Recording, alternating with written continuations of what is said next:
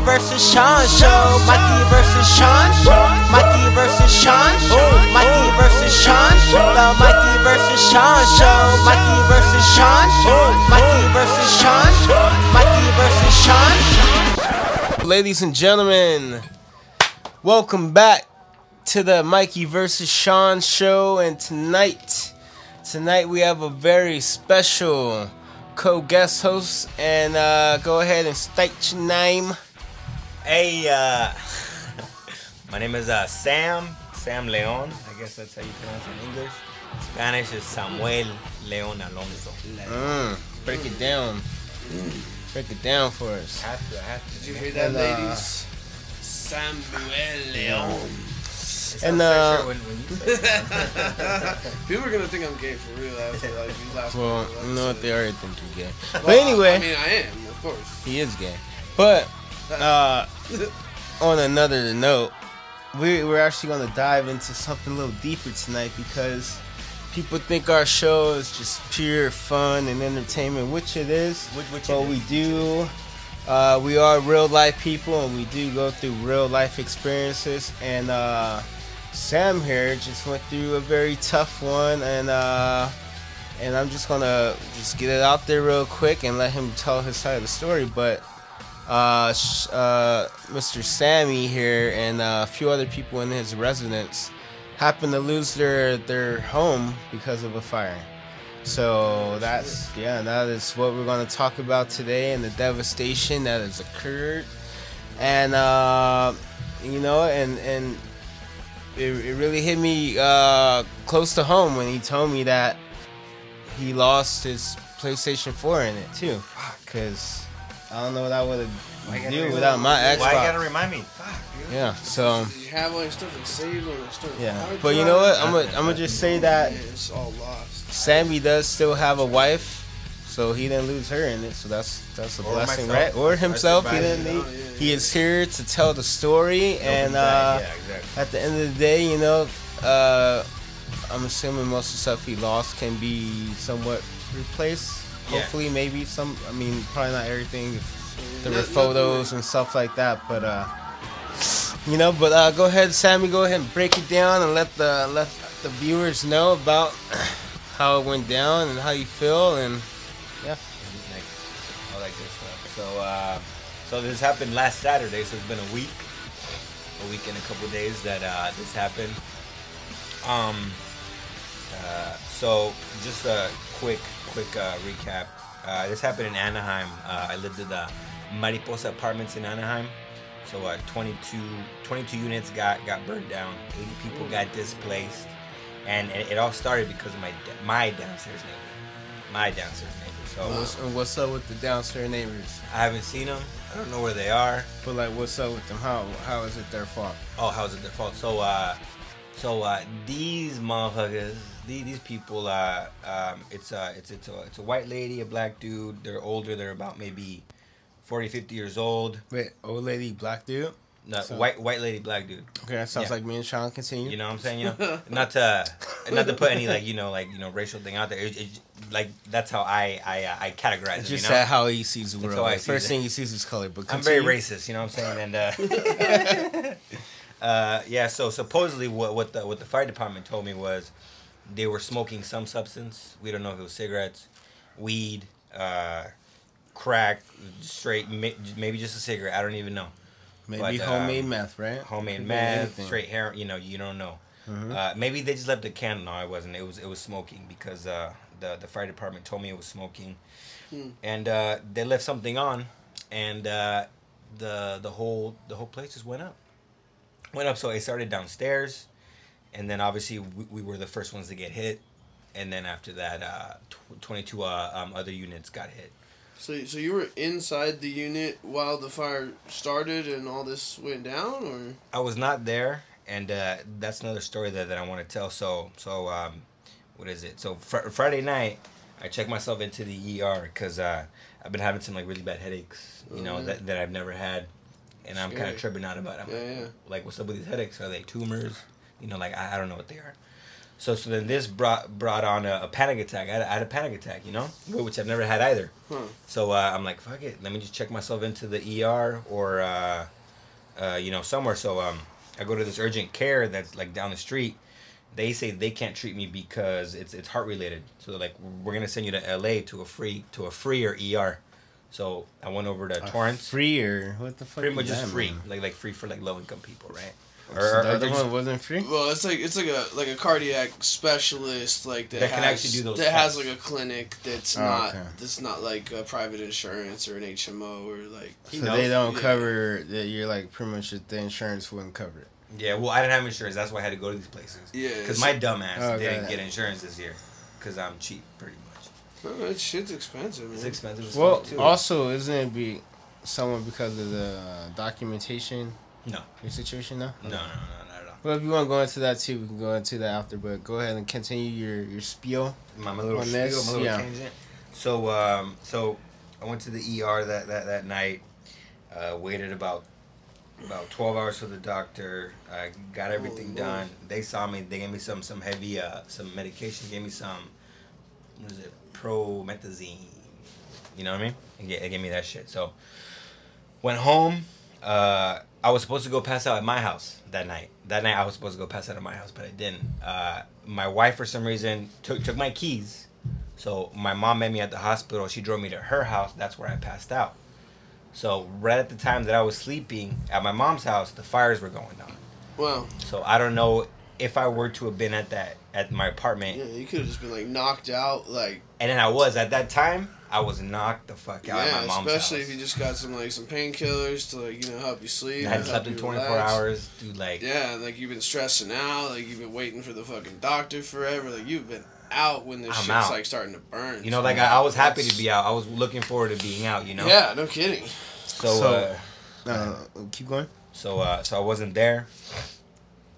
Thank God, and yeah, like that night it happened. So that night, my wife picked me up from my mom's house. She picked me up. We knew nothing about the fire, nothing at all about the fire. So we went out. We were gonna go to like Loving Hut or like some other restaurant to go get some food. When my cousin texted me, he's like, "Hey man, are you all right?" And I'm like, "Yeah man, I'm good. You know, I went to the ER, blah blah blah." He's like, no, your apartments, they're on fire. And I was like, what? Wow. And then so he sends me a link to the apartment fire. I see all these pictures. Damn. And then we rush over, and then me, like in my head, just keeping it positive. I'm like, it's not me, it's not us. We're good. It's gonna be somebody else. We just gotta go and check it out. Blah blah blah. We get there. As soon as we get there, our side's the one that looks messed up. So pretty much the moment of truth. The moment of truth, right? So I get closer and closer to my place, and the closer and closer I get to my place, the worse and worse it gets. Wow. The darker, the blacker, the smellier, the more fucking red tape that I got across. You said 22 units. 22 units. That's 80 people right now are like pretty much homeless. Like I don't know where other people are. So what about you? Where are you staying right now? So thank God I have family who cares about me. Where right now we're currently staying with my mom and dad-in-law right here in Santana. It's right here down the street. Staying right here, and yeah man, honestly it's just been nothing but support. Everyone's been out to support, to give, to just give us kind words. So in a way we feel like shit because we lost everything, but it's been nothing but support, man. Like we feel great about that. So what was that feeling like, like when you start to realize like, oh shit, that was my spot, like, because you said you were trying to be optimistic about it, and you had high hopes that it wasn't you, and then when you got closer and closer you start realizing like what went through your head. So that's a great fucking question. So, like when it first happened, I was very optimistic. I think mainly I wanted to kind of show that I was a little stronger because of my wife. Like I don't want to show any weakness in a way, which obviously it fucking sucks, man. It's like our shit's gone. everything's gone. Yeah, I can't. Everything's gone. You know, Every single thing. every single thing is done. Was anything insured where you can get something back? So here's the kicker: we signed up for renter's insurance that week before. Okay. Something happened with the insurance company that we had to actually go in person and sign some documents. We kind of procrastinated. We didn't sign the documents because, like, who's gonna think your house is gonna fucking burn down? And then so that happened And before then your house you finished. burned. Yeah, before. So you're not covered. We're not covered. So we're Wow. not even gonna get a check, which doesn't matter, Yeah. but it does kind Yeah, of. Yeah, it'd be nice. Oh, It'd be yeah, it fucking would help. nice, you know. Jeez, man. When So- it rains, it but- pours. so- When it rains, it pours. So man. that is definitely a true story. When it does, you get hit, and there's just moments where you just feel like shit is just not going your way, going good for you at the moment. But I mean, I guess it can't be all sunshine and rainbows all year round, right? It can't. You gotta have a little bit of rain so you can appreciate the days it doesn't rain, right? And That's like- just how you do it. And like I think it makes me feel better that I wasn't there. You know, like a Yeah. thing that makes me feel better is that That you didn't die and I you didn't could have fucking been there die. and you Right. could have died on or meds and think about the fact that the fire started and that's- underneath us. So not to get like religious, but spiritually, would you say that I mean everything happens for a reason? That whole situation where you ended up not being there at the moment that fire happened, do you feel like that was kind of like, someone watching over you, or how do you feel about that whole situation of knowing I could have been there and who knows what would have happened if you were there? Like, so how do you view that whole? Well, like thing? now, like me, I'm not what do you say? I'm not like religious at all anymore. I actually grew up very, very religious. I used to be fucking the altar boy, at church when you Yeah, go. yeah. I used to be the altar boy, that motherfucker that like Yeah. priest the wine and all that shit. That used to be me, and I was very So you're religious. just doing the communion and shit. All that stuff, man. Yeah. That was all me, like my whole family, and we still are. But just just growing up and like seeing things, and what the Catholic Church has done and all that stuff, it's made me less religious. But I think I'm still spiritual. Yeah, of course. Yeah. You know what I'm saying? Totally. You know what I'm Yeah, saying? yeah, So now when this happened, that's exactly what made me think that, look, like I may have different views as to the church and the Bible and priests and all that stuff, but I do feel like there's a higher power. I really do feel like there's a higher power looking out for me because I should have been there. I should have been there that night. So to clear this up, you do feel that someone or something, some higher power, kind of stepped in and took you from that place in a sense of knowing of what was going to happen, yeah. Yeah, I do. Like So I really do. do you feel blessed? How do you feel? Do you feel lucky what? or what? What is That's it? like to me that question is loaded because it's like how should I feel? Should I feel like I mean, you did lose a bunch of shit. So I lost all my shit. there is, of course, two ways to look at You it. know, You well- can look at it like, well, fuck, I kind of need to start over and repurchase shit I already paid for, and and you have to refurnish shit and you buy don't have everything, insurance. man. I But, don't have a couch. yeah. I don't have, which to me, like honestly, it doesn't matter because after this, it's like stuff like the way that I think about the world now is stuff. It doesn't matter. Like I don't care where I sleep now. Yeah. I mean, I do care, but like I don't care to have a comfy bed or to have my couch, my TV. But Obviously, you I have can a great just TV. lose it and at it's any fun. time. You can lose it any time, but it's like stuff you can replace stuff. Yeah. You can't Yeah. replace That's life. real. And- That's real. You can't replace life. Very And true. like I kind of mentioned this to you before when it was just us, even though you lost all of those material things, I'm sure your wife is very fortunate and happy that she didn't lose you. 'Cause Yes. She can buy Absolutely. furniture, she can buy a new PS4 and TV and all this shit, but she She can't. just want to give me. She PS4, can't go yeah. buy.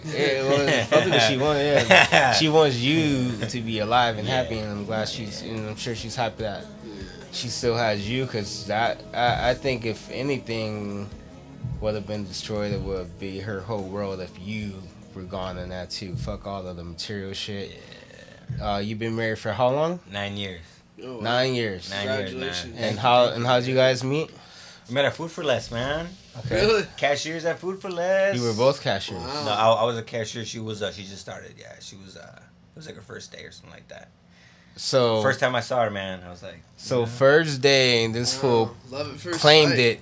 Not even first I sight. didn't He get it pretty till much. later. He pretty much put. He just pretty much put dibs on it first day. He's like, yo, told the other homies like, yo, I called it, right? Is that how it's? That's what it sounds like. You first day, It was, you already had your eye on her. No. See, no, first day was like I fell in love first day. 2 years later, 2 years later, that's when we started going out, and that's when it all changed. 2 years later, why 2 years later? Because we were still friends. We were both doing our own thing. You know what I'm saying? What do We you were both mean doing by our own thing? Were you in your own Our relationships? relationships, our own. Like we were making our own mistakes. You know what I'm saying? Until we found each other. So. Okay. But I knew like honestly there was something that first day I saw her, I was like, I don't know. That's good. Okay. You know what I'm I feel saying? you. That's cool. That's a cool story. Yeah. I want to go back to the incident real quick. Did you talk to any of your neighbors or any of the people? Like what went down when you weren't there? What did you hear the scene was like? Like did anybody get hurt? Like was it chaos? Like So great fucking questions, man. Goddamn, Sean. So one thing that I do remember is so nobody died. Nobody died in this incident. Thank God, you know what I'm saying? Nobody died at all. But when my wife went back to the office, because we have to deal with all this insurance shit, everybody has to go back and talk to the like right now the apartment manager is going through some heavy shit. Everyone's on her, Everyone's talking to her. Everyone's just blaming her pretty much. But my wife went down there and she told me that she talked to our next door neighbor who lives just like right across the hall. Just right across the hall. He has 2 dogs. He has a couple of roommates. So one night we were just hanging out and she's like, guess what? Our roommate, across the hall. And I'm like, the dogs died. That's the first thing I asked her. I was like, no, the dogs died in the fire. She's like, no, that didn't happen. So she told me that day that so he was taking a shower, got out of the shower, put a towel on. He opened his front door, smoke, fire everywhere outside his front door. He closes that shit automatically. He's like, what do I do? Only other route is the balcony, and he's on the 2nd floor. Wow. So he takes his dogs, throws them off the balcony, and then he throws himself out. After he jumps out, his fucking underwear gets caught, or his pants get caught, and like gets tangled somewhere, and he falls down naked or whatever, right?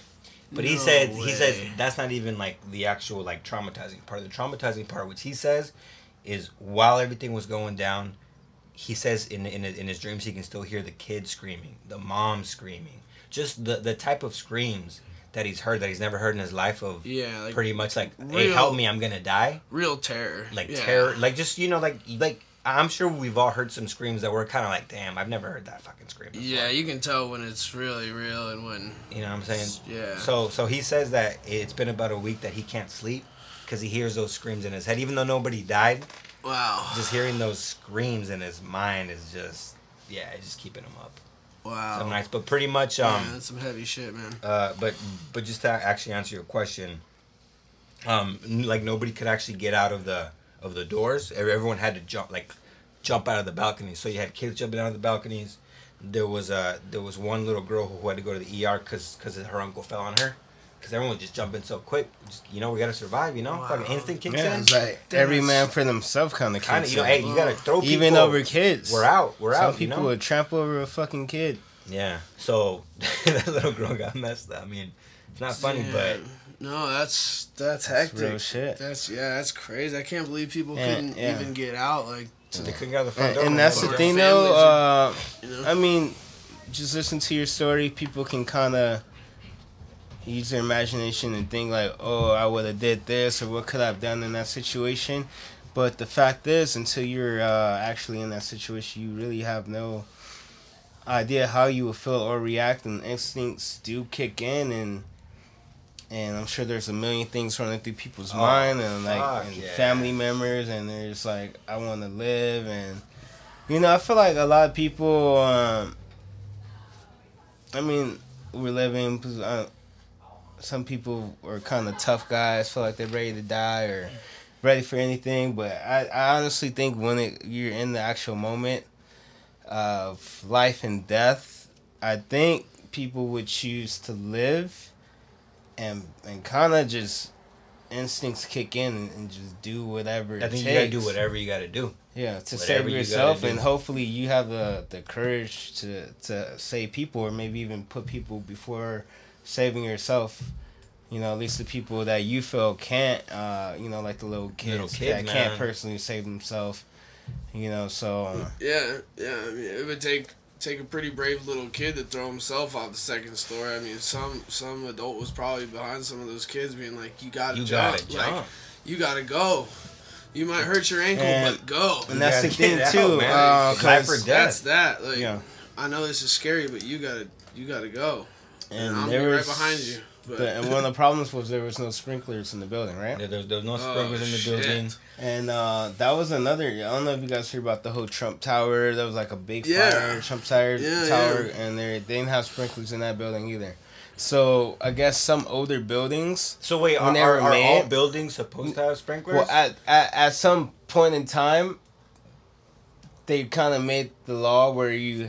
Yeah, the law. Moving forward, all buildings need to be having. So, but you know, the buildings that didn't already have the sprinklers, by the time they I guess made and enforced the law. Yeah.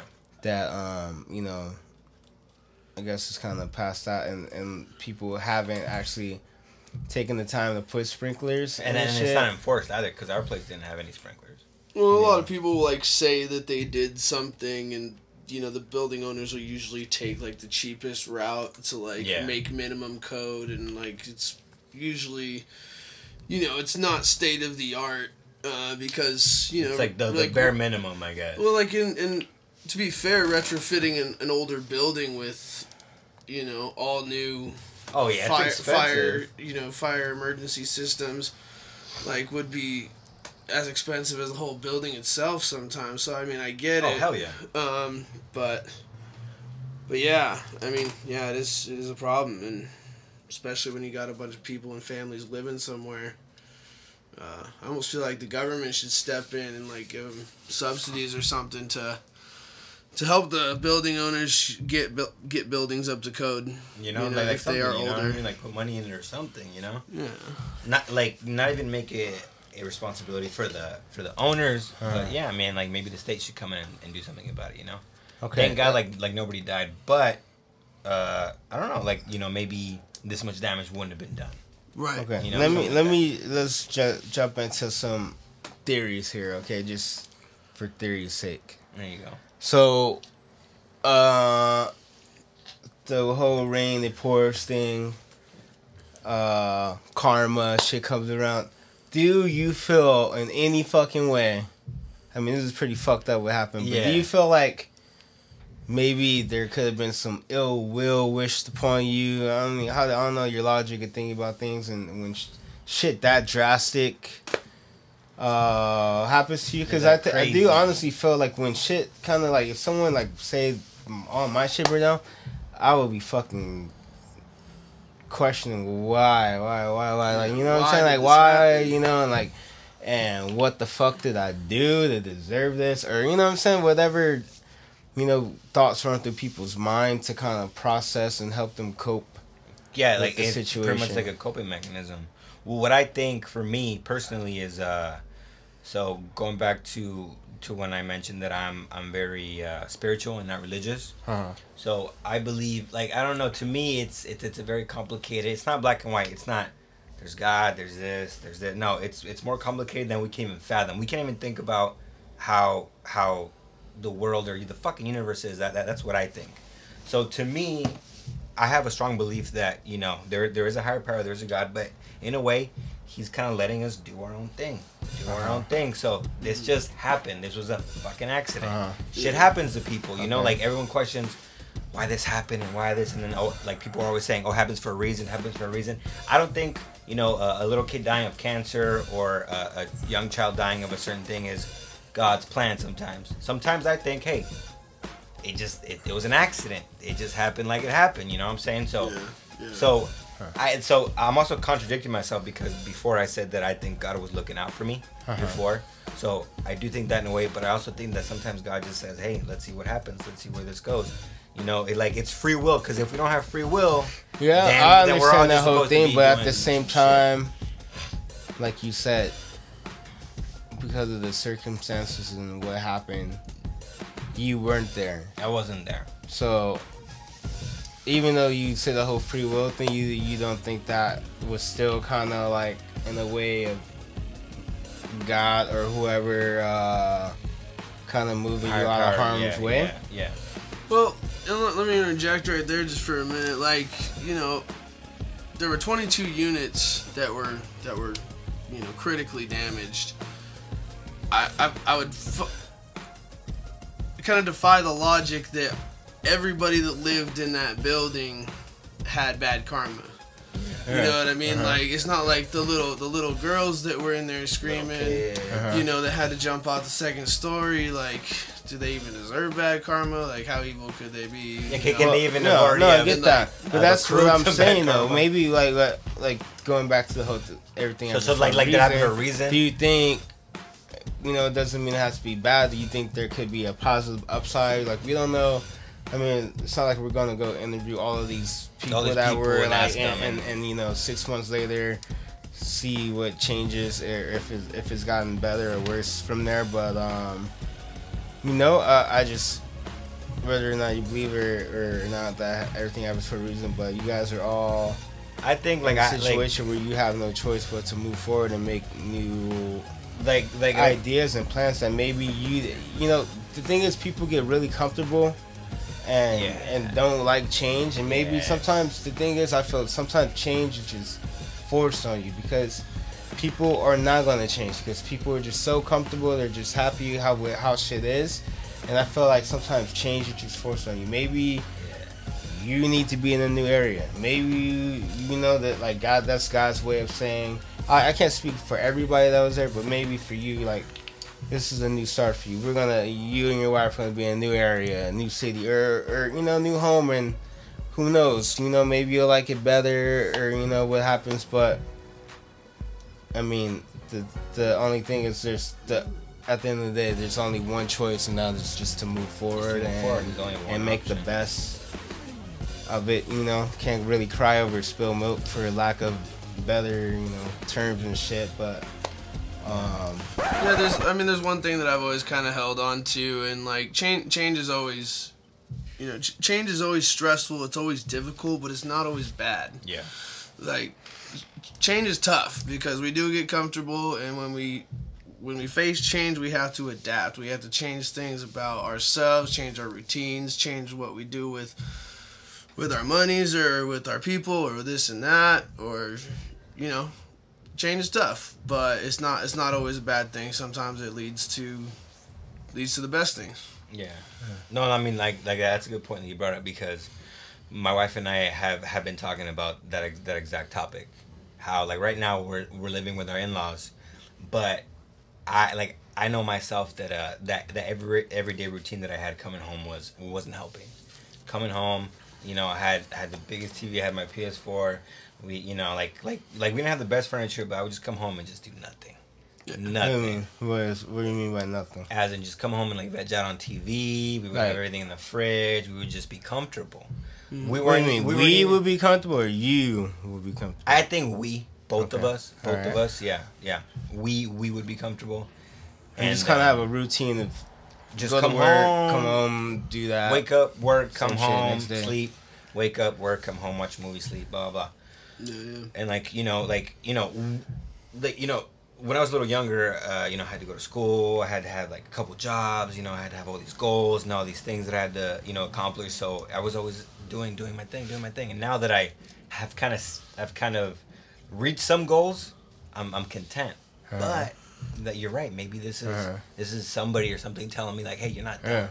You're not done. And that's the thing. I feel like you know, you do work and then and work hard in life, and then you do reach a certain point of being comfortable. Plateau.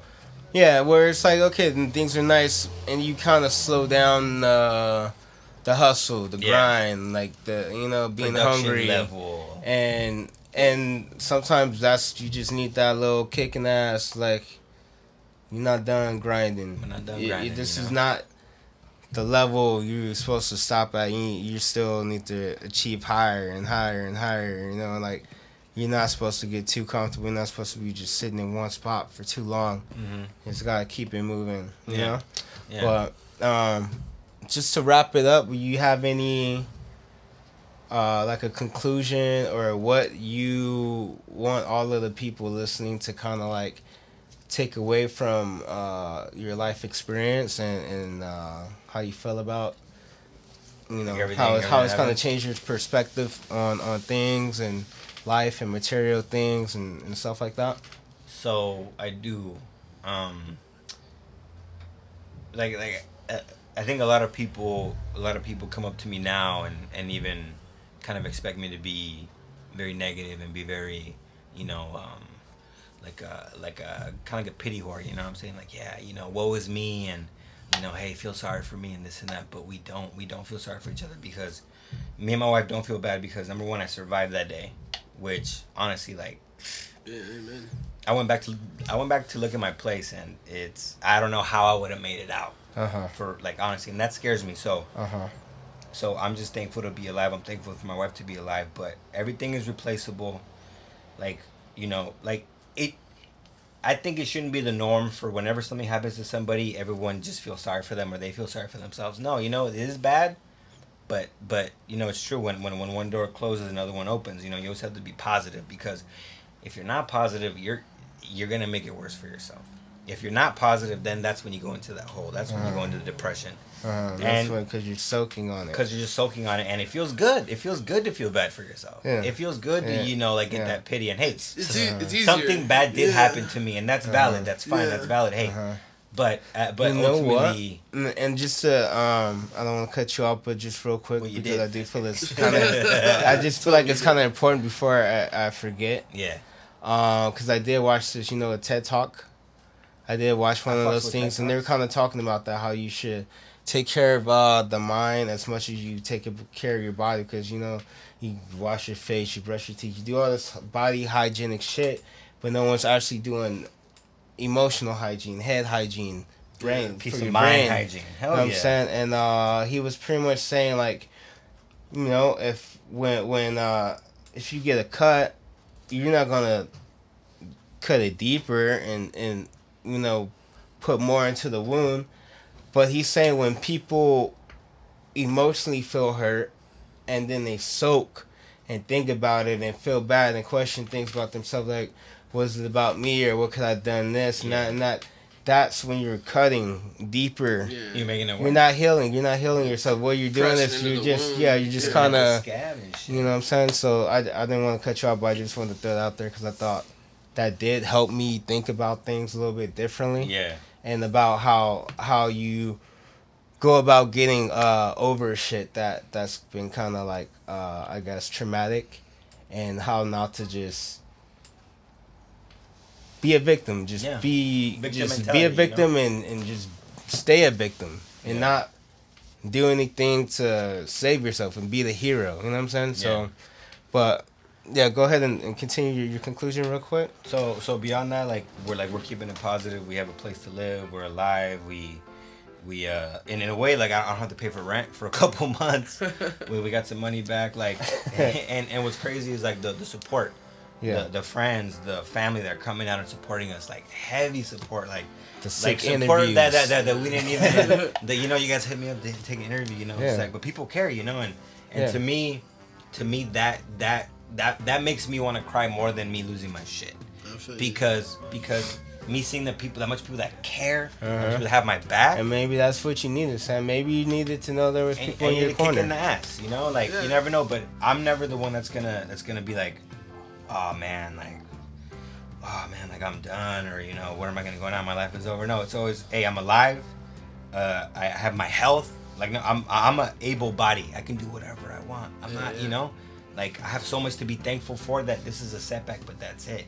And I'm gonna continue, and I'm I'm gonna persevere, and yeah. and like for all you people out there that are going through some shit, Yeah. and this shit isn't even like probably isn't even compared to what you're going through, but Or it could be worse. it could be worse, it could be whatever, but you'll make it. You just gotta be fucking strong, There we go. and it's gonna take some. Like, you know, just your most inner motherfucking beast, but you gotta let it out. You gotta let it out, ladies. Yeah, let it out. Right. Yo, yeah, fucking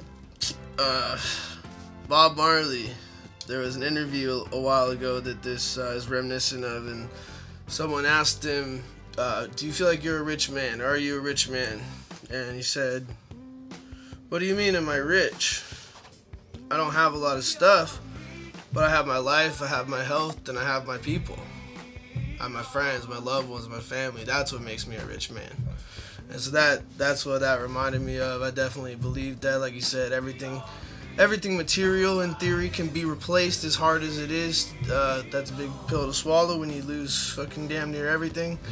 But, you know, hearing this story, I'm glad that you, your wife, everybody else in the building, no one was critically injured or dead. And, you know, like Mikey said, everybody in that situation and in a lot of similar situations really don't have a choice but to move on. And it's kind of how you view it and your mental strength and where you stand as a person. I mean, it's tough. It's tough, but I think you're definitely in the right spot. You got a good head on your shoulders. Thankful that everybody's okay. I'm sorry that happened. Thank you. Yeah. Thank you. That was definitely. Yeah, Well, you know what? Thank you, Sammy, for coming out and joining us on the show. Definitely really appreciate you sharing this very heartfelt story. And, you know, it's definitely one of our deeper conversations we've had so far. And, you know, hopefully it just impacts people and helps the way they think about life and their value in life also. So thank you once again. And once again, I am Mikey. And I'm Sean. And I'm Sam. Yep. This is the Mikey vs. Sean show. Yeah, and thank you again for tuning in and listening. And we hope you have a awesome night. Not just great, but fucking awesome. Good night. Good night.